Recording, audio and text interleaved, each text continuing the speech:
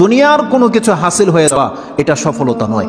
একজন মুমিন মুসলিমের মর্যাদা আল্লাহর কাছে এক পাল্লায় যদি একজন মুমিন মুসলিমকে রাখেন, আরেক পাল্লায় পুরো পৃথিবীকে রাখেন। কেউ যদি পুরো পৃথিবীকে ধ্বংস করে দেয়, এটা আল্লাহর কাছে অত বড় অপরাধ নয়। একজন মুমিনকে যদি কেউ হত্যা করে, এটা যত বড় অপরাধ।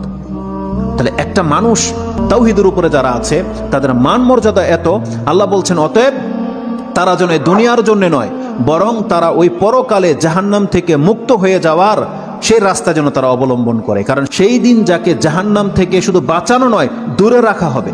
ওয়াউদখিলাল জান্নাহ, আর যাকে জান্নাতে প্রবেশ করিয়ে দেওয়া হবে, আল্লাহ বলছেন ফাকাদ ফাজ, এই হলো সফল কাম।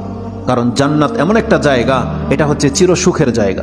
একবার শুধু কোনো ব্যক্তিকে জান্নাতে ঢুকিয়ে দিলে জীবনের যত পেরেশানি আছে সব দূর হয়ে যাবে, সব দূর হয়ে যাবে। তাহলে পরকালের ব্যাপারটা হচ্ছে এমন। আল্লাহ বলতেছেন সেই দিন যাকে জান্নাতে ঢুকিয়ে দেওয়া হবে, আল্লাহ বলছেন এই ব্যক্তি হচ্ছে সফল কাম। তাহলে এই সফলতা আসবে কিসে?